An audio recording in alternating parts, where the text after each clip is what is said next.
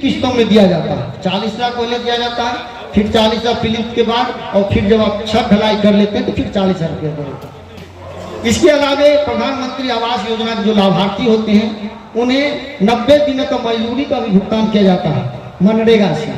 और साथ ही जो आवास होते हैं उसमें एक किचन का भी होना आवश्यक है और शौचालय का भी होना आवश्यक है।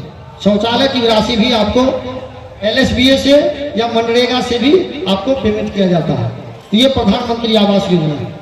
प्रधानमंत्री आवास योजना में कुछ जो वेटिंग लिस्ट होते हैं उसमें कुछ गरीब तबके के लोग होते हैं, कुछ ऐसे लाभुक होते हैं जिनके पास घर ये जमीन नहीं होता। अब जमीन नहीं होता है तो वो घर बना नहीं पाते हैं, तो उसके लिए भी एक योजना चलती है, मुख्यमंत्री भूमिहीन क्रय सहायता योजना।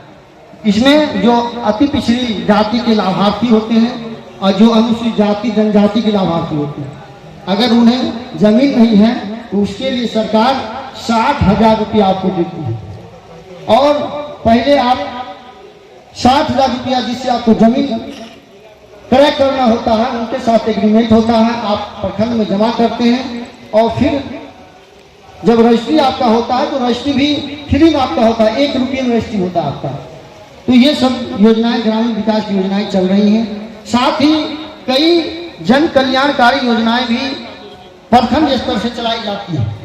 इसमें सामाजिक सुरक्षा योजना से संबंधित कई योजनाएं चलाई जा रही है। खास करके जो पेंशनधारी है जैसे इंदिरा गांधी वृद्धावस्था पेंशन योजना, इसमें ऐसे लाभार्थी जिनका नाम BPL में होता है, ऐसे लाभार्थी को 400 रुपया प्रत्येक महीना दिया जाता है, 60 वर्ष से ऊपर के लाभार्थी। इसी तरह इंदिरा गांधी विधवा पेंशन योजना है, इंदिरा गांधी राष्ट्रीय निःशक्तता पेंशन योजना है। जो दिव्यांग जन है जिनका 80% से ऊपर दिव्यांगता का प्रमाण पत्र है उन्हें भी यह 400 रुपये प्रति माह दिया जाता है। और 80 वर्ष से ऊपर होने पर उन्हें दिव्यांगजन के लिए भी और भी योजनाएं हैं, मुख्यमंत्री सामर्थ्य योजना। इसके तहत जो दिव्यांग लोग हैं जिन्हें ट्राईसाइकिल की जरूरत है, जिन्हें बैटरी रिक्शा की जरूरत है, इनके लिए भी आप आवेदन प्रखंड कार्यालय में दे सकते हैं या सहायक निदेशक सामाजिक सुरक्षा कोषांग जो मधुबनी में है वहां आप आवेदन देते हैं, उसकी जांच की जाती है और उसके बाद आपको ट्राईसाइकिल बैटरी रिक्शा वगैरह आपको दिया जाता है। तो इन सब योजनाओं का लाभ उठाएं। साथ ही एक योजना और प्रखंड कार्यालय से चलाई जा रही है, मुख्यमंत्री ग्राम परिवहन योजना। यह भी एक महत्वपूर्ण योजना है।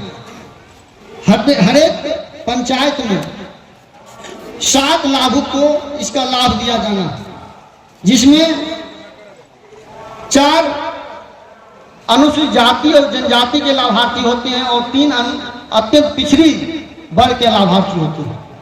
इसके लिए भी एक पोर्टल खुलता है, आप आवेदन करते हैं और आप जो भी गाड़ियां खरीदते हैं तो गाड़ी का 50% या मैक्सिमम 1 लाख रुपया आपको मिलता है। सपोज कीजिए अगर 3 लाख की गाड़ी आप खरीदते हैं तो आपको 50% मिलना चाहिए तो 1.5 लाख मिलेगा, लेकिन उसमें बाध्यता कर दिया है कि मैक्सिमम आपको 1 लाख रुपया मिलना है।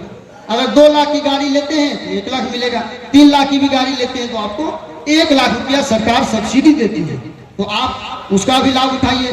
और इसमें एक ई-रिक्शा का प्रावधान है। ई-रिक्शा अगर आप लेते हैं तो उसका भी यही रूल है कि उसका 50% या मैक्सिमम 70,000 रुपया आपको सब्सिडी के रूप में दिया जाता है।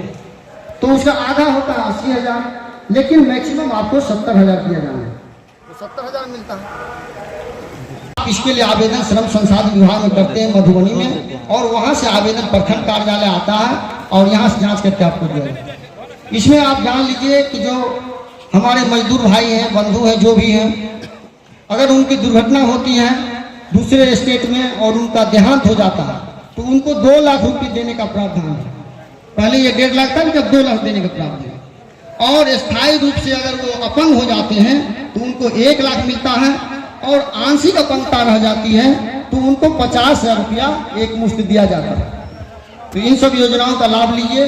और एक और योजना है जो उद्योग विभाग से चलाई जाती है, मुख्यमंत्री युवा उद्यमी एवं महिलाओं के लिए भी है। इसमें आपको मैं पुनः दिल से शुक्रिया अदा करता हूँ, तमाम जनप्रतिनिधियों के प्रति भी आभार प्रकट करता हूँ कि आप इस कार्यक्रम को सफल बना रहे हैं और जो भी वक्ताओं ने आपको संबोधन दिया है उनके योजनाओं के बारे में आप उसका लाभ जरूर करें। धन्यवाद।